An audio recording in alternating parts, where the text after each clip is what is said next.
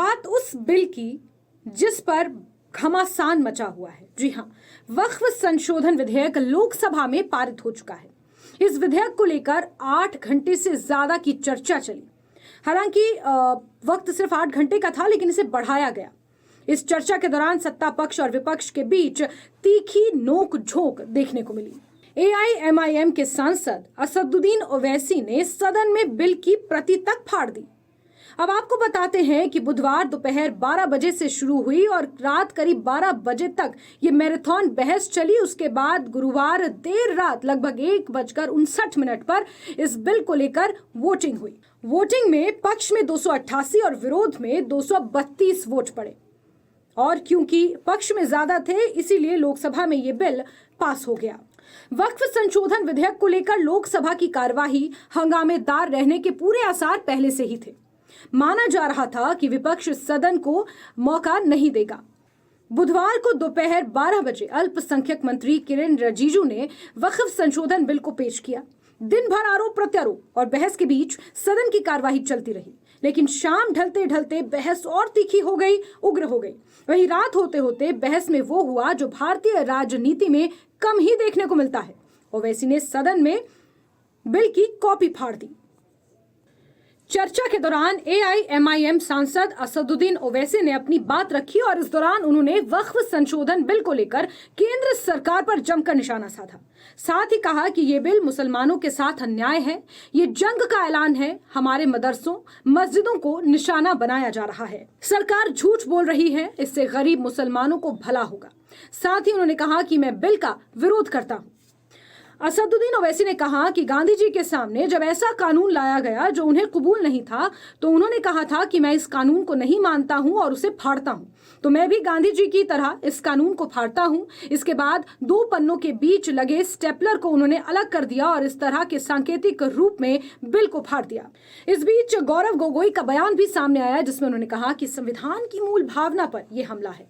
कांग्रेस सांसद गौरव गोगोई ने कहा कि यह संविधान की मूल भावना पर आक्रमण करने वाला बिल है।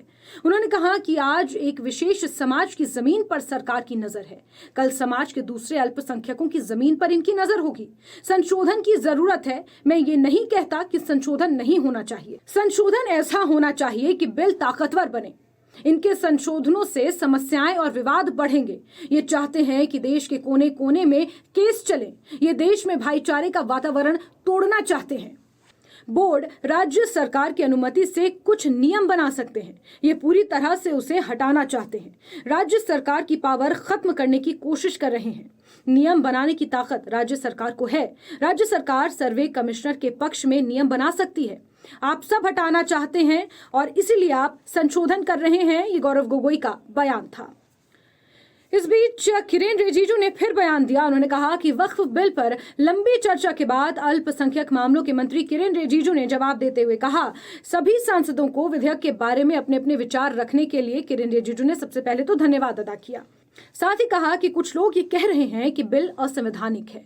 मैं उनसे पूछना चाहता हूं कि वो कैसे ये कह सकते हैं कि बिल असंवैधानिक है।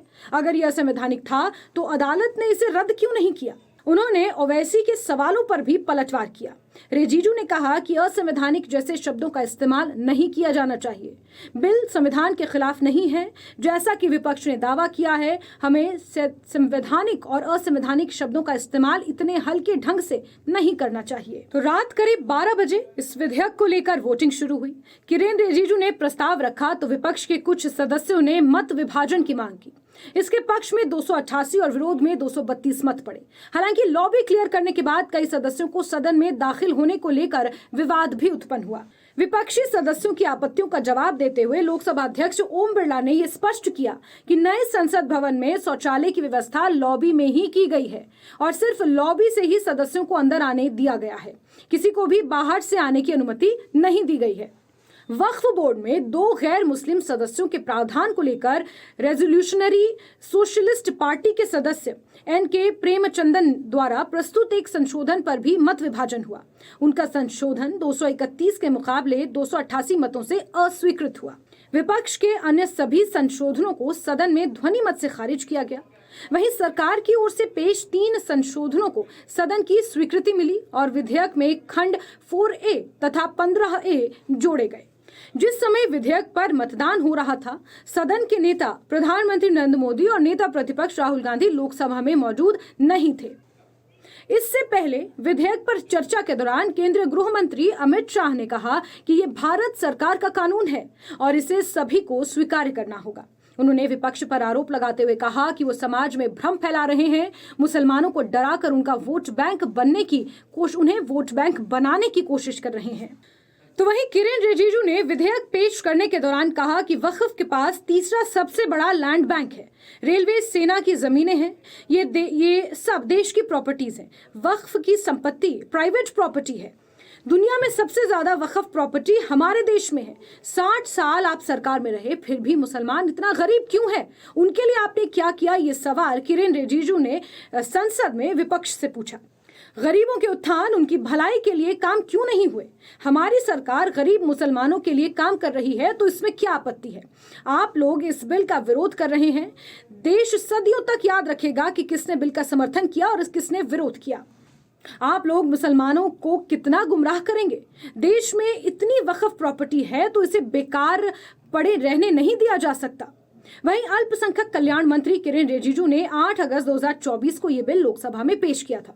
उस वक्त बिल को लेकर काफी हंगामा हुआ था, जिसके बाद लोकसभा अध्यक्ष ने इस बिल को जॉइंट पार्लियामेंट्री कमेटी के पास भेज दिया था। जेपीसी के अध्यक्ष भाजपा के सांसद जगदंबिका पाल को बनाया गया और इस समिति ने एनडीए के घटक दलों की ओर से पेश 14 संशोधनों के साथ अपनी रिपोर्ट पेश की थी।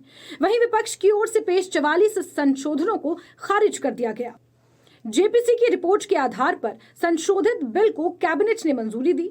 इसके बाद बुधवार यानी कि 3 मार्च को इस बिल को एक बार फिर से लोकसभा में पेश किया गया, जहां से ये 288 मतों के साथ पारित हुआ और आज राज्यसभा में इस बिल को पेश किया जा रहा है।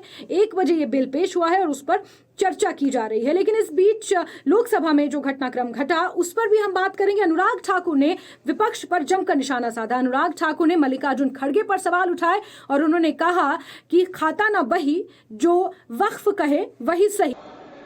भारत को वक्फ के खौफ से आजादी चाहिए, क्योंकि यहां पर ये जो पहले कांग्रेस के जमाने में बना वक्फ का कानून है, वह उसका मतलब तो यही था, खाता ना बही, जो वक्फ कहे वही सही।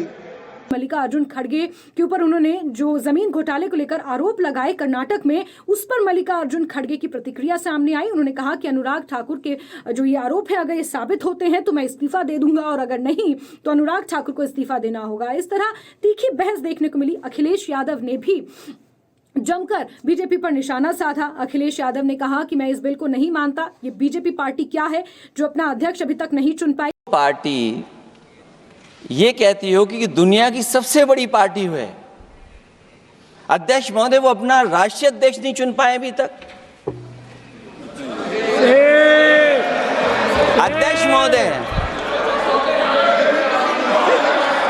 अध्यक्ष महोदय भारतीय जनता पार्टी क्या है? इस पर अमित शाह ने जवाब दिया, कहा कि हमें 12 करोड़ कार्यकर्ताओं में से अपना अध्यक्ष चुनना होता है, उसमें वक्त लगता है, लेकिन समाजवादी पार्टी में आप हैं, आपको तो अगले 25 सालों तक अध्यक्ष रहना है अपनी पार्टी के। और अगर कांग्रेस की बात करें तो उन्हीं 5 सदस्यों में से किसी एक को उन्हें सदस्य बनाना है, लेकिन बीजेपी को 12 करोड़ से ज्यादा अपने कार्यकर्ताओं में से अध्यक्ष को चुनना, इसीलिए वक्त लगता है। मैं अखिलेश जी ने बहुत हंसते हंसते कहा है, इसको हंसते हंसते जवाब देना।